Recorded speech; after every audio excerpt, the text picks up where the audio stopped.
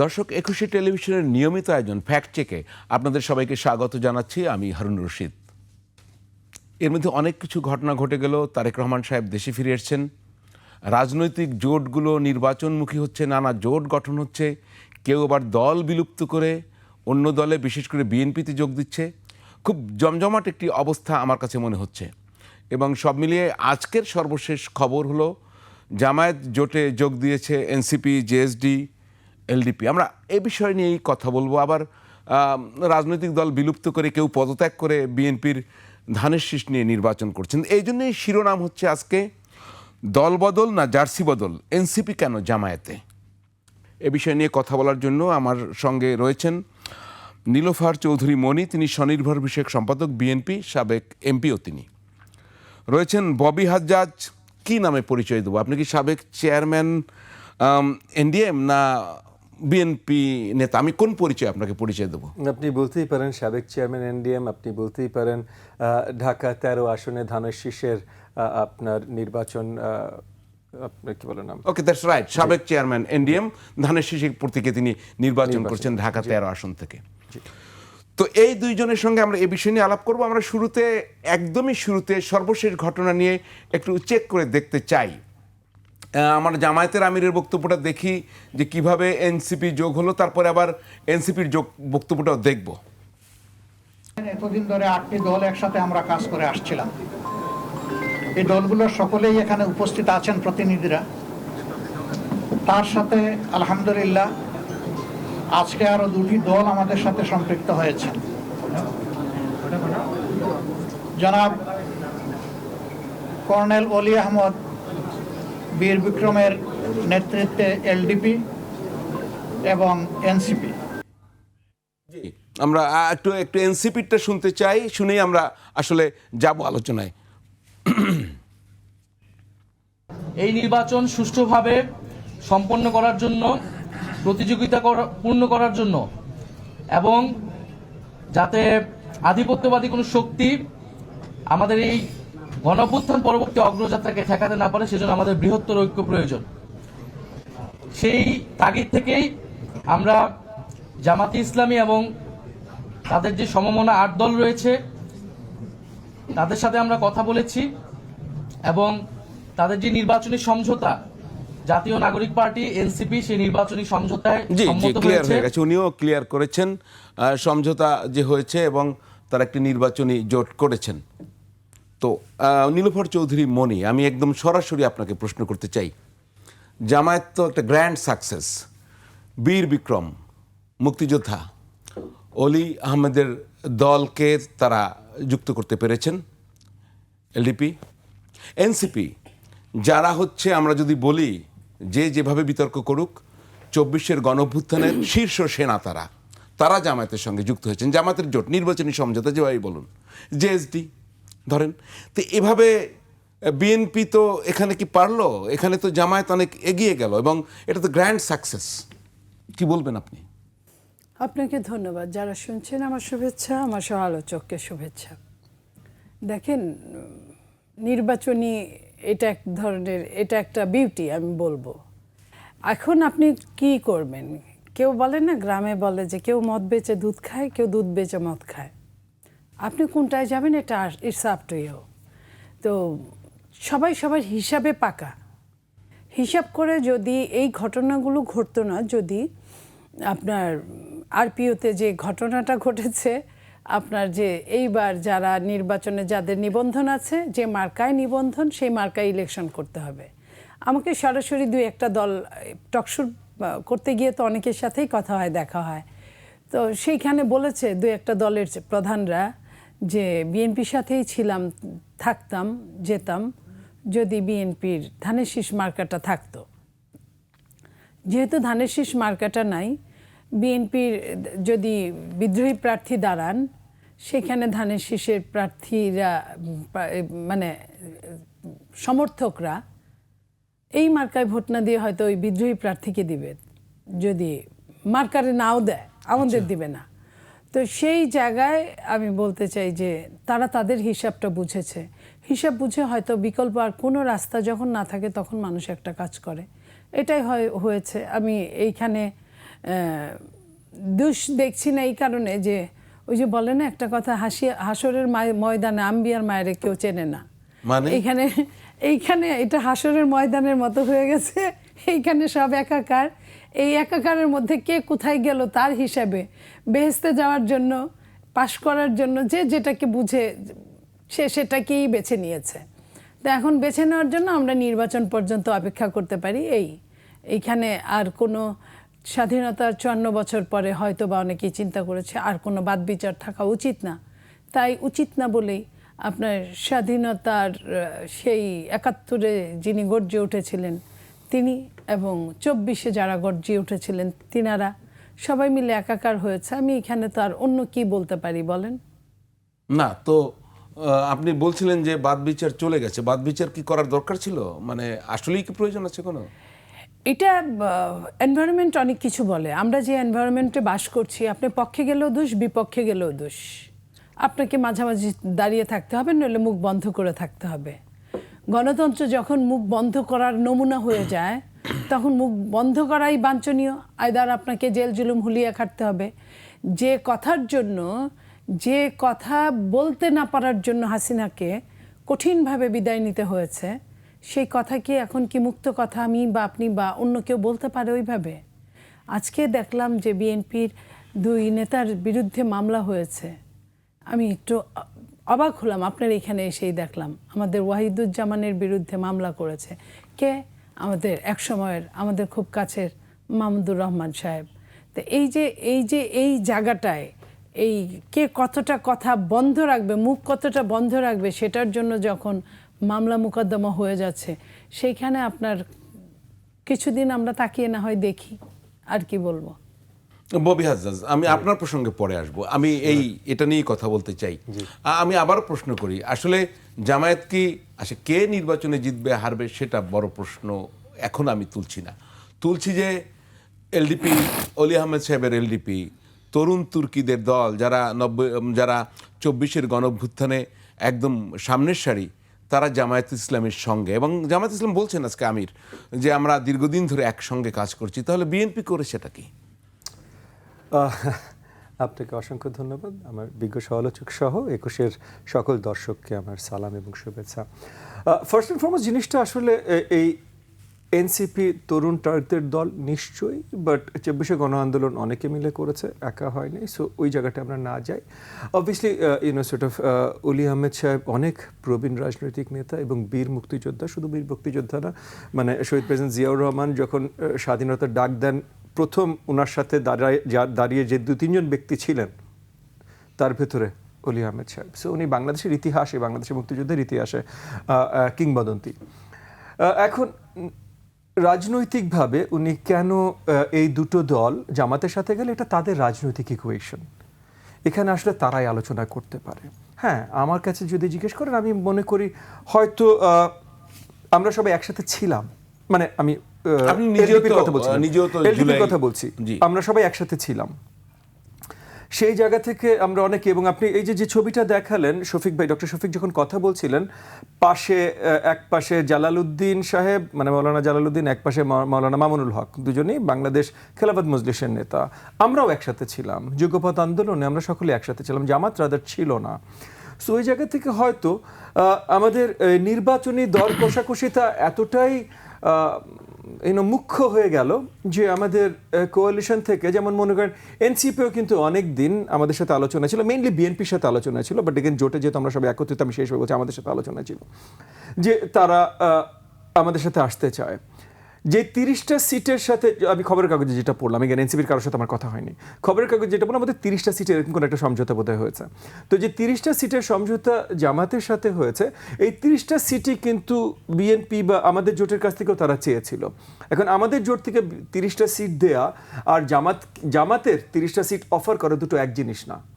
কারণ কোন দলের সক্ষমতা কতখানি, জনপ্রিয়তা কতখানি, এবং আপনার রাজপথে কর্মী বাহিনী কত বড়, এগুলোর অবভিয়াসলি ডিফারেন্সেস আছে। সো বিএনপির জোটের পক্ষ থেকে যখন কাউকে অফার করে, কতগুলো সিট অফার করতে পারে, আর জামাত কি অফার করতে পারে, দুটোর ভিতরে বড় পার্থক্য আছে। সেই জায়গা থেকে হয়তো এনসিপি তরুণদের দল, তারা মনে করছেন জামাতের সাথে তাদের ইকুয়েশন বেটার হবে। এলডিপি অনেক পুরাতন দল, প্রবীণ মুক্তিযোদ্ধাদের দল, মানে স্পেশালি অলি আহমেদ সাহেবের কথা বললে সেই হিসাবে তারা হয়তো নির্বাচনী দর কষাকষিতে তারা মনে করছেন বেটার হবে। তবে আইডিওলজিক্যালি আমি বিশ্বাস করি যে এনসিপি সম্বন্ধে আমি আসলে আইডিওলজিক্যালি বেশি কিছুই জানি না, বাট এলডিপি আইডিওলজিক্যালি জামাতের থেকে খুবই ভিন্ন পথের দল, এবং একই সাথে কমপ্লিটলি ভিন্ন আইডিওলজি হলো বাংলাদেশ খেলাফত মজলিস, এই যে মামুনুল হক সাহেবের দল, সেটাও আইডিওলজিকে জলাঞ্জলি দিয়ে তারা নির্বাচনের কারণে জামাত ইসলামের সাথে গেছে। এটার পজিটিভ নেগেটিভ কিছু নেই, জাস্ট তারা গেছে। যেমন মনে করেন আমরা, আমার দল এনডিএম, বিএনপি, আমরা আইডিওলজিক্যালি খুব কাছাকাছি, মানে আমরা সবাই মধ্যম পন্থা দল। কিছু জিনিস আমাদের বিশ্বাস ভিন্ন, কিছু জিনিস বিএনপির বিশ্বাস ভিন্ন, কিছু জিনিস অন্য কোনো দলের বিশ্বাস ভিন্ন, কিন্তু ওভারঅল আইডিওলজিক্যাল দাগে যদি আপনি বসান তাহলে মোটামুটি আমরা কাছাকাছি দাগে পড়ি। জামাত ভিন্ন আইডিওলজি, বাংলাদেশ খেলাফত মজলিস ভিন্ন আইডিওলজি, এলডিপি আবার আমাদের কাছাকাছি আইডিওলজি, যে আমরা যে ধরনের আইডিওলজিতে পড়ি এলডিপি ওই আইডিওলজিতে পড়ে। সো বাকিটা চলে আসে নির্বাচনী ইকুয়েশন, এবং নির্বাচনী ইকুয়েশন নির্বাচন বেসিক্যালি স্পেশালি যখন হাড্ডাহাড্ডি নির্বাচনী লড়াই হয়, যেটা আমরা এখন দেখছি হওয়ার খুব ভালো একটা শক্ত একটা সম্ভাবনা আছে, তখন নির্বাচন যুদ্ধক্ষেত্রের মতো। সো নির্বাচনে আপনি যদি নেমে যান, নির্বাচনে নামার আগ পর্যন্ত আপনি আইডিওলজি চিন্তা করবেন, সব কিছু চিন্তা করবেন। নির্বাচনে যখন নেমে যান তখন আপনার একটা মাত্র কনসার্ন হলো নির্বাচনে বিজয় লাভ করা। বিজয় হবার পর আবার আপনি আইডিওলজিতে চলে যাবেন। So, সরকার পরিচালনায় যান না যান আপনি আবার আইডিওলজিতে চলে যাবেন। কিন্তু নির্বাচনের সময় কাইন্ড লাইক, আমি যদি ছোট্ট একটা উদাহরণ দিই সবার বুঝবার জন্য, পরীক্ষার আগের রাত আপনি সারা বছর পড়াশোনা করবেন জ্ঞান অর্জনের জন্য, পরীক্ষার আগের রাতে আপনি পড়াশোনা করবেন গ্রেডের জন্য, যে গ্রেড কত ভালো হবে। ওই দিন জ্ঞান ম্যাটার করে না, ওই দিন গ্রেড ম্যাটার করে। সো নির্বাচনে আপনি শুধু নির্বাচন কেন্দ্রিকে চিন্তা করবেন। নির্বাচন কেন্দ্রিকে তারা হয়তো মনে করছেন তাদের বিজয় আরো বড়ভাবে ওখানে হবে, আমি সেটা মনে করি না, বাট দেন আমার মনে করা দিয়ে তো ওনাদের দল চলবে না। ওনারা যেটা মনে করছেন ওনাদের দলের জায়গা থেকে, সেটা মনে করি হয়তো ওনারা ডিসিশন নিয়েছেন। তাহলে নীলুফার চৌধুরী মনি, আমি যেটা ববি হাজ্জাজের কথা বুঝতে পারলাম, আপনি এগ্রি করেন কিনা আমি জানি না, সেটি হচ্ছে নির্বাচন যখন চলে আসলো, আপনার যদি 24-এর গণঅভ্যুত্থান বলি যাই বলি, সেখান থেকে আমাদের এগিয়ে যাওয়া একটি নতুন রাষ্ট্র ব্যবস্থা বন্দোবস্তের কথা আমরা শুনেছি, তাহলে নির্বাচনে সামনে রেখেই সব ভেস্তে গেল। আমি ববি হাজ্জাজের ওই কথার সাথে একমত না। পরীক্ষা আর নির্বাচনের পরীক্ষা দুটো এক জিনিস না। নির্বাচনের পরীক্ষাটা ম্যাটার করে আপনার রাষ্ট্রীয় ফিউচার প্ল্যানের উপর। আপনি এমপি হবেন, আপনার এলাকায় আপনি কতটা আইনের কতটা পরিবর্তন করবেন, কি করবেন, রাষ্ট্র কোন দিকে যাবে, একটা প্রত্যেকটা জায়গার একটা আপনার আদর্শ আছে। সে আদর্শটাকে আপনি তুলে ধরবেন, বাস্তবায়ন করবেন আপনি 5 বছরে। কিন্তু পরীক্ষার রাতে ওই বইটা সম্পর্কে আপনি গ্রেডের কথা চিন্তা করলেন। হ্যাঁ, এইখানে একটা কথা, আপনি যদি পরের দিন ম্যাথমেটিক্স পরীক্ষার জন্য যদি আপনি বাংলা পড়েন, তাহলে যেমন কোনো কাজ করবে না, গ্রেড তো দূরের কথা, আপনার অনেক কপালে কিছুই হবে না। ঠিক তেমনি আমার কাছে এই নির্বাচনের এই গ্রেডটাকেও তাই মনে হয়। আপনি আপনার সামান্য সুখের জন্য সমস্ত কিছু জলাঞ্জলি দিবেন, আপনার সারাটা জীবন জলাঞ্জলি দিবেন। আজকে আমি যদি বলি, আমি এখন জামাতের পক্ষ নিয়ে কথা বলছি, জামাতকে যদি প্রশ্নের মুখোমুখি করে থাকে 54 বছর, আজকে অলি আহমেদ সাহেব কী বলবেন, তার কাছে কি উত্তর আছে? আমি শুধু জানতে চাই কি উত্তরটা আছে। আমি একটু প্রশ্ন করতে চাই আপনাকে, বিএনপির কাছে কি উত্তর আছে? এই জামায়াতের উত্থান তো বিএনপির হাত ধরে, বিএনপির সরকারে তারা মন্ত্রী ছিল, তো অলি আহমেদ সাহেব কি দোষ করেছেন? আমি ওইটাও বলছি না। না, বিএনপি, আমি আপনার কথা সামগ্রিকভাবে বুঝেছি, আমি উত্তর দিয়েছি। বিএনপি নিলে দোষ, জামাত নিলে খারাপ, এটা কেন? আমার কথাটা একই জায়গায়। আপনি যে কথাটা ধরেছেন সেটা বিএনপি তো অনেক আগে, বিএনপি কিন্তু কথা জামাত নিয়ে কিছু বলে নাই, আমিও কিছু বলি নাই। আপনি প্রশ্ন করেছেন, এবং বিএনপির মধ্যে 2-3টা ভাগ ছিল। একটা হচ্ছে একদম কট্টর মুক্তিযোদ্ধা, কট্টরদের মধ্যে ওয়ান অফ দেম অলি আহমেদ সাহেব। আচ্ছা, সে, এবং উনি চলে যাওয়ার সময় কিন্তু এটাও একটা কারণ ছিল, বলতে পারেন এটাই মুখ্য কারণ। জামাতের সঙ্গে বেশি মেশামেশিটা ওনার চোখে ওটা ভালো ঠেকে নাই। তাহলে যে কারণটাকে কেন্দ্র করে উনি গেলেন, আমি বলি নাই জামাতের সঙ্গে যাওয়া ঠিক হবে না, যাওয়া ঠিক আছে, যেটাকে ম্যাটার করে উনি গেলেন, উনি তো ওনার সব কিছু বলে না যে জপ করো তপ করো মরতে যদি না পারো, উনি তো সব কিছু জলাঞ্জলি দিলেন। আমার কথা ওইটা না জামাত সবার সাথে চলেছে, গিয়েছে, আওয়ামী লীগের সাথেও গিয়েছে, এটা নিয়ে কোনো কথা না। কিন্তু যারা এত নিজেদেরকে সব সময়ের জন্য মনে করতো যে আমরা কি বলে ব্রাহ্মণ, বাকি সবাই নমশূদ্র, ব্রাহ্মণরা নমশূদ্র হলে শেষ টাইমে এসে তখন কিন্তু দুঃখ লাগার কথা। আমি এই কথাটা বোঝাতে চেয়েছি, অন্য কিছুই না। জি, দুঃখ পাচ্ছেন আপনি? আমি দুঃখ পাচ্ছি না, আমি এটা জানতাম এরকম হবে বাংলাদেশে, সব কিছু একাকার। এখন আমি যে কথাগুলো আগে বলেছি, আমি দুঃখ পাচ্ছি না। আপনি প্রশ্ন করলেন, আমি প্রশ্নের উত্তরটা দিলাম খালি, আর কিছুই না। শুনুন ববি হাজ্জাজ, আপনি তো ন্যাশনাল ডেমোক্রেটিক মুভমেন্ট এই পার্টির জনক। জি আচ্ছা, প্রতীক সিংহ, জি আপনার এখন প্রতীক ধানের শীষ। জি আপনি দল ত্যাগ করেছেন, জি কেমন লাগছে? দেখেন, আপনি সুন্দর করে বললেন দল ত্যাগ করেছেন, বাট দল ত্যাগ জিনিসটা স্ট্র্যাটেজিক। দেখেন, এর আগে যখন বলছিলাম, যখন নীলুফা আপা বললো উনি আমার সাথে এগ্রি করে না, ঠিক আছে, কিন্তু যুদ্ধের সময় স্ট্র্যাটেজি, আমাদের স্ট্র্যাটেজিক মুভ অনেক আগে থেকে ছিল। যখনই আমরা জোট নিয়ে আলোচনা শুরু করি, নির্বাচন এই বছরের 2025 সালের শুরুর দিকে যখন নির্বাচন নিয়ে আলোচনা শুরু হয়, বিএনপি এবং অন্য সব যুগপৎ আন্দোলনের শরিক দলদের সাথে যখন আলোচনা শুরু হয়, তখনই আমরা খুব জোরপূর্বকভাবেই সবাইকেই পুশ করেছিলাম যে আমরা সবাই মিলেই, তখন জোটে আরপিও চেঞ্জ হয়নি এবং আমরা জানতাম না আরপিও চেঞ্জ হবে, যে আমরা ধানের শীষে সবাই মিলে নির্বাচন করব। তারপর যখন উচ্চকক্ষ নিয়ে আলোচনা শুরু হলো এবং আনুপাতিক হারে উচ্চকক্ষের ভোট হবে, সো আনুপাতিক হারে যে যত ভোট পাবে সেই হিসেবে উচ্চকক্ষের সিট শেয়ারিং হবে, সিট বিতরণ হবে, তখন এই আলোচনাটা আরও গাঢ় হলো বিএনপির ভেতরেও এবং আমাদের তরফ থেকেও, এনডিএমের তরফ থেকেও, যে একটা মার্কায় সবার নির্বাচন করা উচিত জোটে। এইসব আলোচনাগুলো যখন গভীরভাবে মানে আমরা মোটামুটি সেট হয়ে যাওয়া শুরু করলাম, এবং নির্বাচনে জোটে কারা কোন কত আসন পাবে এটা নিয়েও আলোচনা সব দলগুলোর ভিতরে আমাদের শুরু হয়ে গেল, তখন হঠাৎ করে অলমোস্ট বলবো সত্যিকার অর্থেই অলমোস্ট রাতের আধারে সরকার আরপিওর বদল নিয়ে আসলো।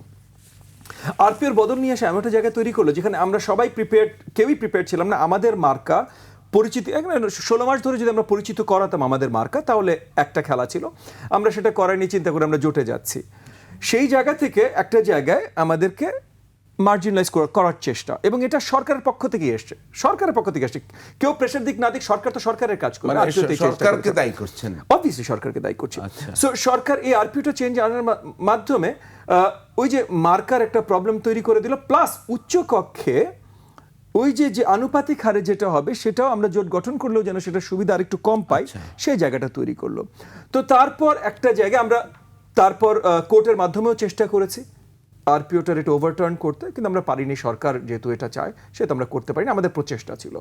ফাইনালি আমরা স্ট্র্যাটেজিক ডিসিশন বিএনপির সাথে মিলেই নিলাম যে আমরা না, আপনারটাই বলেন, কারণ আপনাদের পার্থক্য আছে, অনেকে নেয়নি প্রতীক তারা। when I say আমরা, I say my party, your party, আমরা, exactly, হ্যাঁ, আমরা অন্য কারো পার্টির কথা আমি বলতে পারি না ভাই, সো আমি আমার পার্টির কথা বলছি।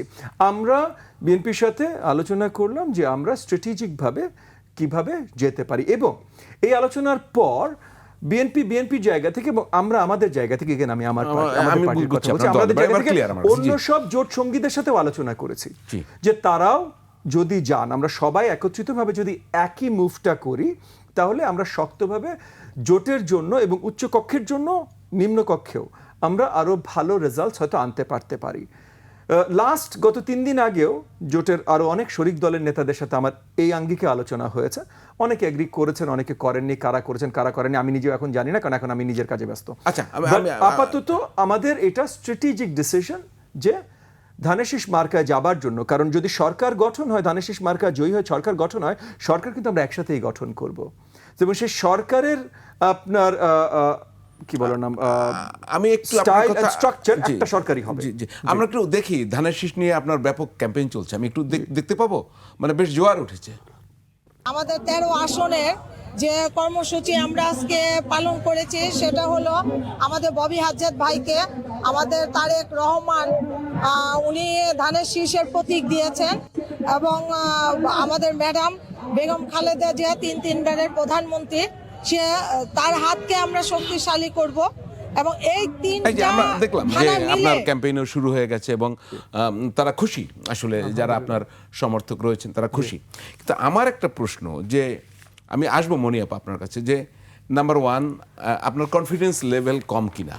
কারণ হচ্ছে, আমি বলি আপনাকে এটা কেন প্রশ্নটা করছি, দেখেন সাইফুল হক, জোনায়েদ সাকি, জি। এরা কিন্তু কেউ ধানের শীষ প্রতীক নেয়নি। তাদের বিষয় ভাই। মানে আমি বলি, জি, জি, জি। এবং তারা যে জিতবে তারাও কিন্তু নিশ্চয়তা নেই, তারা জোট করছে। আরও আছে এরকম, নুরুল হক নূর নেয়নি, তার আবার একজন পদত্যাগ করেছে, তাকে বহিষ্কার করেছে। মানে আপনার কনফিডেন্স লেভেলটা কম কিনা আমি সেটা একটু বুঝতে চাচ্ছি। দেখেন ভাই, শোনেন, আমরা ইগোর জন্য রাজনীতি করি না, কনফিডেন্স লেভেলের খেলা বা দেখানোর জন্য রাজনীতি করি না, জনগণকে সার্ভ করার প্রচেষ্টার জন্য রাজনীতি করি। সার্ভ করার প্রচেষ্টা যেখানে আমরা মনে করব সবচেয়ে ভালো, এবং আমরা মানে কিন্তু এগেন আপনার দলকেই বোঝাচ্ছে। আমার ডিসিশনটাও আমার দলের সেন্ট্রাল কমিটি, নীতি নির্ধারণী কমিটি থেকে হয়েই এসেছে। হ্যাঁ, তো ওই জায়গা থেকে আমরা যেখানে মনে করব সবচেয়ে বেস্ট ভাবে সার্ভ করতে পারবো সেটা আমাদের প্রচেষ্টা। তাহলে আপনি যদি তাই বলে সেটাতে যে আমাদের ভুল হইতে পারে না তা না, আবার আমরা সঠিক, এটা সময় প্রমাণ না, আমি করবে। ভুল আর ইসের প্রশ্নে যাচ্ছি না, আমি Again, বোঝার চেষ্টা যেহেতু করছি। কারণটা হলো সার্ভিং দ্য পিপল, যেহেতু কারণটা হলো সার্ভিং দ্য পিপল, সো আমরা ভুল হতে পারি না যে আরো বেটার উপায় ছিল টু সার্ভ দ্য পিপল, এটা আমরা জানি না, এটা সময় প্রমাণ করবে। জি জি জি। আচ্ছা, বলি যে তাহলে সার্ভিং দ্য পিপল, আমি আপনাকে একটা প্রশ্ন করি তাহলে। তো আপনি যদি ধরেন ধানের শীষ প্রতীকে জিততে পারেন, জি, আপনি তো জয়ের আশা দিয়ে ইলেকশন করছেন, নিশ্চয়ই। তো আপনি কি আপনার দলে আর ফিরতে পারবেন? সুযোগ আছে ডেমোক্রেটিক মুভমেন্টে? না, আমি কি specific? Obviously first and foremost তো সুযোগ সবকিছুরই আছে। মানে কিভাবে ফেরা যাবে? আমি আসলে দেখেন, কৌশলটা জানতে না, চাই। এখানে আপনি ধানের শীষ থেকে ইলেকশন করে কিভাবে দেখেন আপনার ভাই, দলে ফিরবেন? কিছু বিষয় আছে যেগুলোর আইনি বিশ্লেষণ বা কি করা যেতে পারে, কিভাবে করা যেতে পারে, এগুলো কিছু তো স্ট্র্যাটেজিক আলোচনা। মানে এখানে আপনাকে বলেছি কিন্তু যে আমরা যাচ্ছি যুদ্ধে ভাই, নির্বাচন, আমরা যাচ্ছি যুদ্ধে, যে যুদ্ধে ইতিমধ্যে আমাদেরকে স্যাবোটাজ করবার জন্য, মার্জিনালাইজ করবার জন্য সরকারের সহযোগিতা নিয়ে আরপিওতে পর্যন্ত বদল আনা হয়েছে। সো অনেক কিছু এখন ওপেন আলোচনা করব না। আচ্ছা, তো আপনার জন্য কি পদটা খালি থাকবে কিনা সেটা আমি জানি। মানে তাহলে ধরেন আপনি তো চেয়ারম্যান, এখন চেয়ারম্যান পদে কেউ কি নিয়োগ পাবে? দলের ডিসিশন না, আমি একটু আপনার দল কি সিদ্ধান্ত নিয়েছে শুনি। দলের যে সিদ্ধান্ত, সেই সিদ্ধান্তর অনুসারে আমি এখানে এসেছি। ধানের শীষ মার্কা নিয়ে নির্বাচন করছি। সো দলেরও যে লিগ্যাল রিকোয়ারমেন্ট যা যা আছে সেগুলো দল সঠিকভাবে পূরণ করছে। কিন্তু আপনি তো এখন ওই দলের না, আপনি কিন্তু ওই দল থেকে পদত্যাগ করে এখানে এসেছেন। দেখেন ভাই, শুনেন, লিগ্যাল, টেকনিক্যাল আর রিয়েল সবকিছুর ভিতরে পার্থক্য আছে। আমি আপনি সেটাই যখন যুদ্ধে যাবেন তখন লিগ্যাল, টেকনিক্যাল আর রিয়েল সবকিছুর ভিতরে আপনি সেটাই তো বলছেন, প্রেম আর যুদ্ধে কোনো নিয়ম নীতি কিছুই কাজ করে না। অ্যাবসলিউটলি ভাই। এই জন্য আপনার দল ত্যাগ করলেন, প্রতীক ত্যাগ করলেন, সবকিছু ত্যাগ করলেন। এটা কত বড় যুদ্ধ যে আপনার জন্মদেয় একটি দলকে আপনাকে ছেড়ে দিতে হলো, এত বড় যুদ্ধ। এগেন, এটা ন্যারেটিভটা আপনি বলছেন, আমি না। কিন্তু না, আমি জানতে হ্যাঁ, চাইছি। আপনি বলছেন। ফার্স্ট এন্ড ফরমোস্ট হলো অবভিয়াসলি ভাই অনেক বড় যুদ্ধ।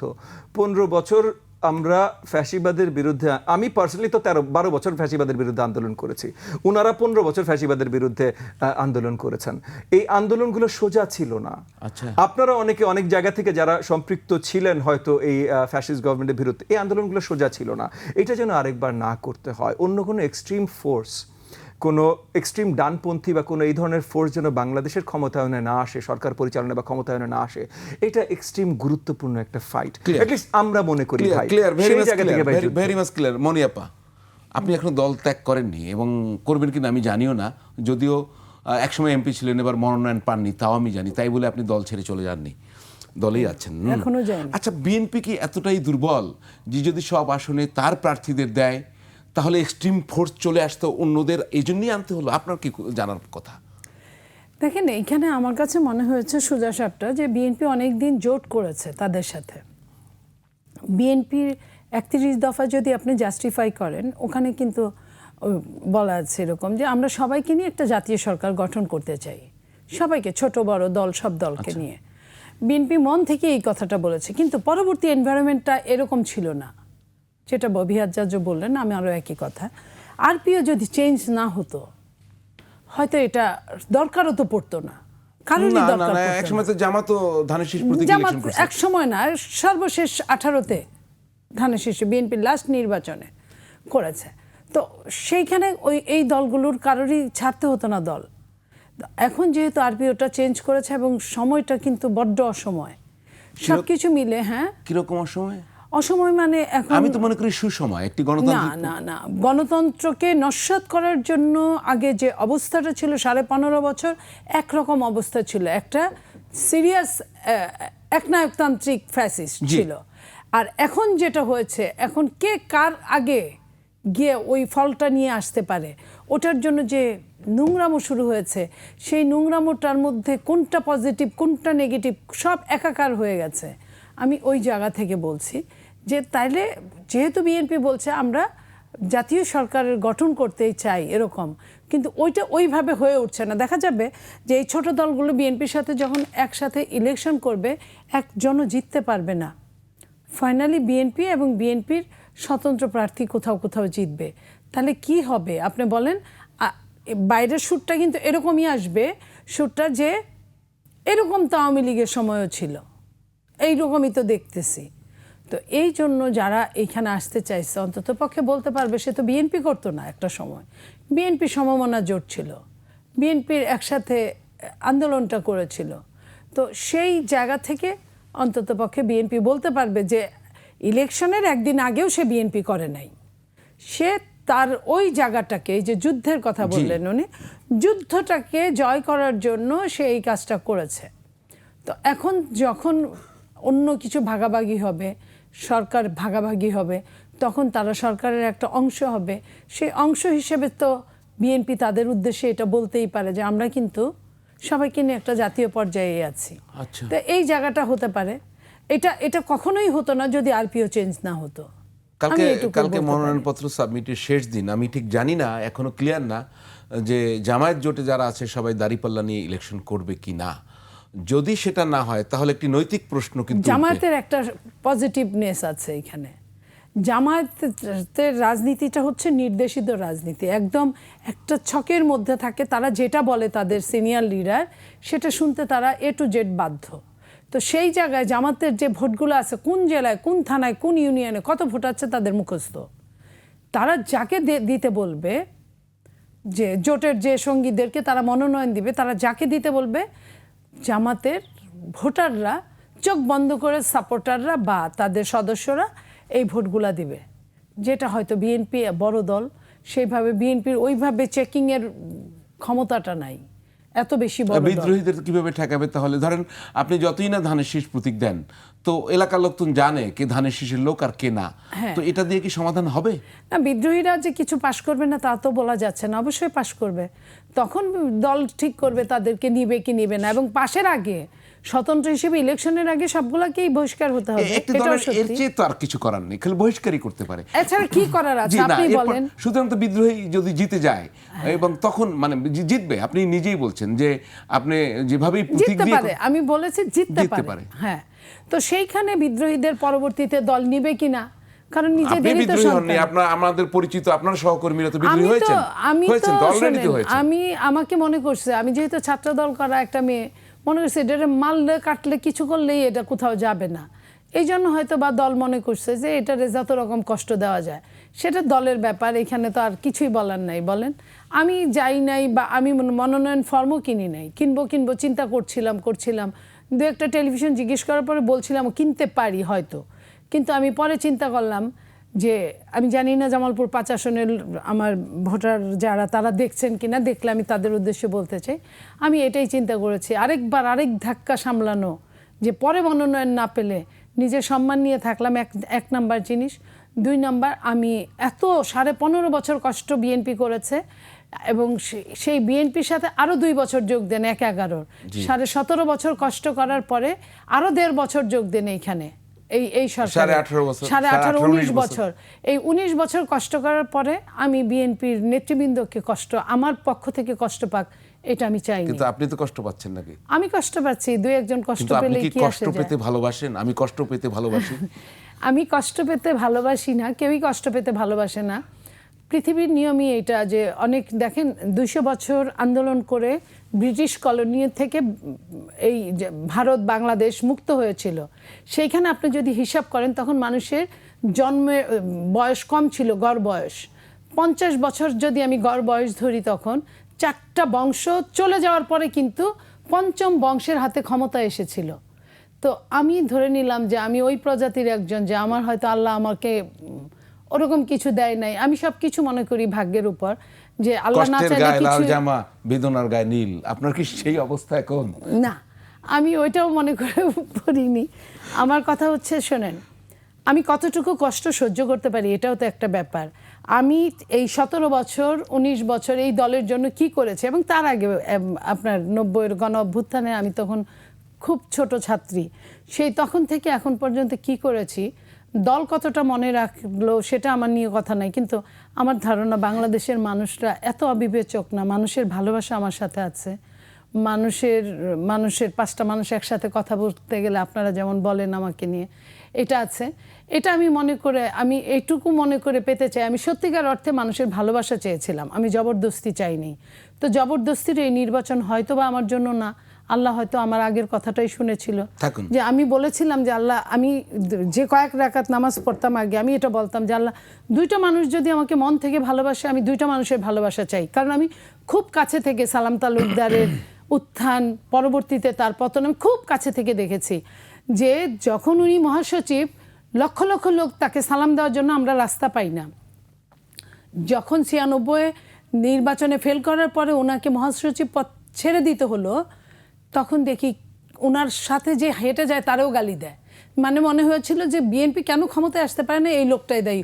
অথচ 116টা আসন কিন্তু তখনও পেয়েছিল।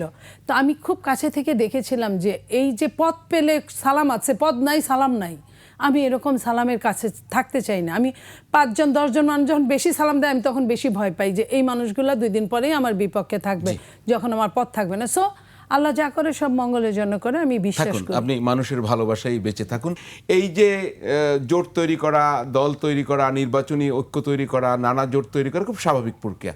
এর ভিতরে এনসিপি, আমি জানি না ঠিক তারা এটা বিপর্যয় মনে করি কিনা, বা একটি প্রতিক্রিয়া দেখা যাচ্ছে। আপনাদের এখানে এনসিপির কেউ নেই, আমরা চেষ্টা করেছিলাম, হঠাৎ করে তারা কেউ যুক্ত হতে পারেননি। তবে রাজনৈতিক নেতা হিসেবে আপনাদের বিশ্লেষণ আমরা আশা করতেই পারি। তাসনিম জারা, তাজনুভা এরা কিন্তু অলরেডি পদত্যাগ করেছেন, আরও 2-1জন পদত্যাগ করেছেন। তাসনিম জারা তো আলাদা নির্বাচনের জন্য, স্বতন্ত্র নির্বাচনের জন্য সে আজকে পর্যন্ত স্বাক্ষরও সংগ্রহ করছে। কারণ তার শুনে একটু তাসনিম জারার কথা, কি বলছেন তিনি? নির্বাচনের ঘোষণা দিয়েছি, তো সেই জায়গা থেকেই হচ্ছে দলীয় প্রার্থী হিসেবে আসার সুযোগ হচ্ছে না। আমি স্বতন্ত্রভাবে এককভাবে চলাটা খুবই মুশকিল। অবশ্যই আমাদের যে প্রেক্ষাপট আছে সেখানে স্বতন্ত্র যারা প্রার্থী থাকেন তাদের নিরাপত্তার একটা বড় ঝুঁকি থাকে। জি, 30 জন এনসিপি নেতা কিন্তু নাহিদ ইসলাম বরাবর একটা চিঠিও দিয়েছিলেন যে জামায়াতের সঙ্গে যাতে জোট না করা হয়। তাদের ভিতরে একটা রিয়াকশন হয়েছে। অবশ্যই সেখানে এনসিপির সদস্য হিসেবে আক্তার হোসেনের বক্তব্য খুবই ক্লিয়ার, যে এরকম একটি দল গঠন প্রক্রিয়ায় কেউ আসে কেউ যায়, এটা কোনো, আমরা কি আক্তারের বক্তব্যটা একটু দেখতে পাবো, আক্তার সাহেবের? যে আমরা একটু দেখে আলোচনা শুরু করি। জাতীয় নাগরিক পার্টি বা নাগরিক কমিটি হওয়ার সময়কালের এই সময়টাতেই অনেকেই আমাদের দলে অন্তর্ভুক্ত হয়েছেন, হয়তো অনেকে পদত্যাগও করেছেন। কিন্তু এটা একটা রাজনৈতিক দলের বিকাশের ক্ষেত্রেই পদত্যাগ বা যোগদান করা এটা খুবই স্বাভাবিক একটা ঘটনা প্রবাহ। জি, আমি যে প্রশ্নটি আপনাকে দিয়ে শুরু করি তাহলে প্রশ্নটা, বা আপনার যাকে দিয়ে শুরু করতে, সেটা হচ্ছে যে আক্তার সাহেবের কথাটা খুব গুরুত্বপূর্ণ। একটি রাজনৈতিক দলের বিকাশ, আপনার কি মনে হয় এই যে পরিস্থিতি বিকশিত বা শাপলাকলি, এখন শাপলাকলি ফুটবে খুব স্বাভাবিক, কিন্তু এই দলটির আদর্শিক ভিত্তি কি খুব স্পষ্ট হয়েছে? আপনার কাছ থেকে জানতে চাই, তারপরে আমরা ববি হাজ্জাজের কাছে যাবো। মানে একদমই আপনি থার্ড আই থেকে দেখেন। আমরা এখনো তাদের ভালোভাবে গঠনতন্ত্রটাও দেখিনি এখনো ওইভাবে, এবং দলটা এখনো 1 বছর পুরো হয় নাই। এই দলটা গঠন হওয়ার পরে থেকে অনেক বিতর্কের মধ্যে দিয়ে যাচ্ছিল। তো আমরা একটা সময় তাদের সমালোচনা করেছি, বাট তারপরে চিন্তা করে দেখেছি যে বাংলাদেশে কিছু দল থাকা দরকার, ইয়াং এনার্জেটিক, এদের ফিউচার ব্রাইট, যদি তারা ধরে রাখতে পারে। কিন্তু ওই কলি ফুটার আগেই যখন ঝরে যায় তখন কিন্তু দুঃখজনক, যেমন তাদের জন্য ঠিক তেমনই জাতির জন্য। যারা চলে গেল এই নির্বাচনকে কেন্দ্র করে, সেইখানে যারা চলে গেল আমি বলবো তারা এক ধরনের বিজয়ী, যে আমি ছেড়ে দিয়ে বাঁচলাম, হাঁপ ছেড়ে বাঁচলাম। আর যারা থেকে গেল এবং রাখতে পারলো না, তারা এক ধরনের এইখানে আমি বলবো যে পরাজিত ওই জায়গাটায়, যে মাত্র কয়েকজন, এত বৈষম্য বিরোধী এত ছাত্রছাত্রীর মধ্যে তারা যে কয়েকজনের কমিটি হয়েছে, তার মধ্যে থেকেও আমরা দেখতে পেয়েছি সমস্ত বাংলাদেশের বিভিন্ন জেলাগুলো কিন্তু সমানে পদত্যাগের ঘটনা, এটা নিত্যনৈমিত্তিক ব্যাপার তাদের। তারপরে যে সেন্ট্রালের মধ্যেও অনেক পদত্যাগ হয়ে গেছে ইতিমধ্যে, সর্বশেষ নির্বাচনকে কেন্দ্র করে যাদেরকে আমরা সরব দেখি টকশোতে এবং বাইরে আমরা সরব দেখি, সেই মানুষগুলো বিশেষ করে এখানে মেয়েগুলো কিন্তু যারা বেশ ব্রাইট, আমি অনেকের সাথেই এদের সাথে তাসনিম জারার কথা ব্যাপারে তো আমরা বলেছি। খুবই জানি, তিনি হ্যাঁ, একজন চিকিৎসক চিকিৎসক এবং অক্সফোর্ড পড়া, জি। এবং মেয়েরা যেটা যে তাসনুবা ডাক্তার, জি। তো এরা সবাই কিন্তু ব্রাইট ওই জায়গাগুলায়। তো এদেরকে রাখতে পারলে দল ভালো লাভবান হতো, জি, তাদেরকে শুনবো রাখতে আপনার কাছে। পারলো না। ববি হাজদাস, মানে এই দলটার তরুণদের একটি দলের প্রত্যাশা তো সবারই ছিল এবং সমর্থন কম বেশি ছিল, হয়তো বা কেউ হয়তো বিরোধিতা করেছে, সেটা আলাদা।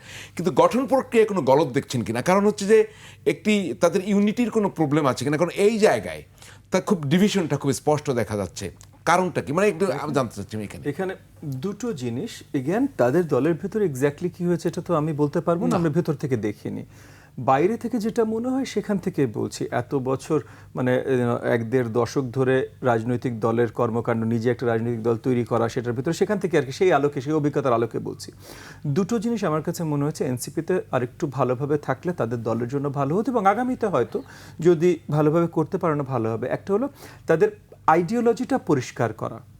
সব সময় আপনি আইডিওলজিক্যাল স্ট্যান্সে থাকতে পারবেন, not necessarily so, but ideology স্ট্যান্সটা পরিষ্কার করে, এটা হলো এক। তারা কোনো সময় পুরোপুরিভাবে, তারা যদিও তাদের গঠনতন্ত্র, তাদের ম্যান্ডেট এগুলো সব বলেছে, এবং ওই জুলাই আন্দোলন কেন্দ্রিকই তারা এই জিনিসগুলো তৈরি করেছে, এটা বাস্তবায়ন, এগুলো কথা বলেছে, বাট আসলে আইডিওলজিগুলো কি এটা তাদের ভেতরেও পরিষ্কার হয়নি, জনগণের ভেতরেও বা আমাদের কারো কাছে পরিষ্কার না। একই সাথে তাদের দলের ভেতরের স্ট্রাকচারাল যে অবস্থান, ইন দ্য সেন্স যে দলটার ভেতরে আসলে গণতান্ত্রিক কিনা, মানে সবার আলোচনার মাধ্যমে দলের ডিসিশনস হচ্ছে কিনা, এটাও বাইরে থেকে অ্যাটলিস্ট মনে হয় যে এমন হচ্ছে না।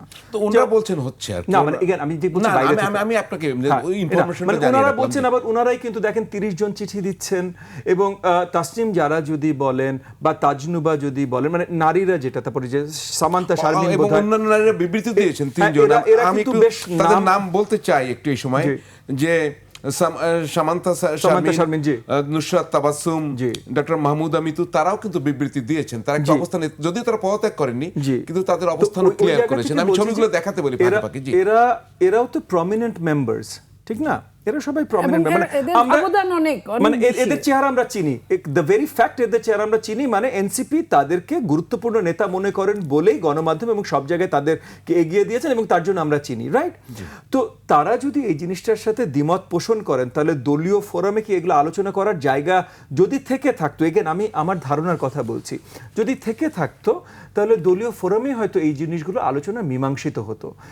মানে বাইরে এভাবে এসেছে এবং ঢালাওভাবে, মানে একজন দুজন না, এবং আক্তার ভুল কথা বলেনি, রাজনৈতিক দলে over a period of time যোগদান, বহিষ্কার বা পদত্যাগ এগুলো থাকে, over a period of time থাকে, বাট ঢালাওভাবে যে কোনো এক সময় অনেকে এইভাবে চলে যাবে, অনেকে এইভাবে কমপ্লেন করাতে বাইরে থেকে মনে হয় অ্যাটলিস্ট যে তাদের ওই যে আলোচনার জায়গাগুলো, নীতি নির্ধারণের জায়গা, আলোচনার জায়গাগুলো হয়তো খুব সীমিত।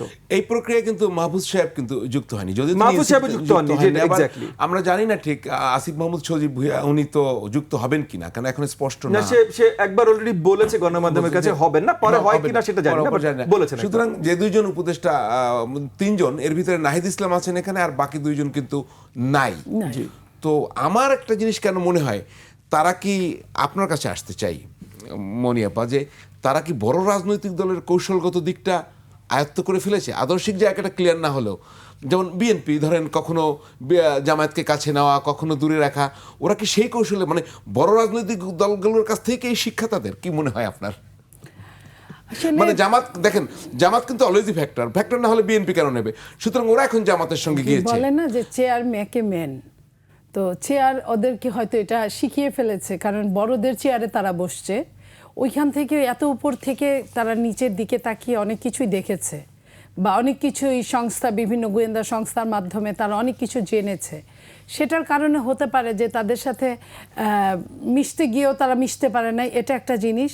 আরেকটা এমন হতে পারে যে তাদেরকে বিরল প্রজাতির মনে করে এরাও কাছে টানে নাই, বা নিতে গিয়েও তাদের যে শরীরের সঙ্গে কিছু কিছু সমস্যা তো আছেই, দুইজনেরই তিনজনের। মাহফুজ এবং সজীবের কথা বলছি। তো তাদেরও ওই কারণে হয়তো বা তারা কাছে টানে নাই, কিন্তু এটা আমার হতে আরেকটা পারে। প্রশ্ন আছে, সেটা হচ্ছে যে এই এনসিপি তারা ধরেন বললেন ববি হাজরা যে হয়তো বা এই আদর্শিক জায়গাটা স্ট্রাকচার্ড হয়নি এখনো, সেটা ঠিক আছে, কিন্তু কৌশলগত রাজনীতি সেটা কি বড় দলের কাছ থেকে শিক্ষা নিল, বিএনপির কাছ থেকে কি শিক্ষা নিল? বিএনপি যেরকম কখনো জামাতকে কাছে দূরে, কখনো মানে এই কৌশলের জায়গাটা, নির্বাচনী কৌশলটাকে ওখানেই শিখলো।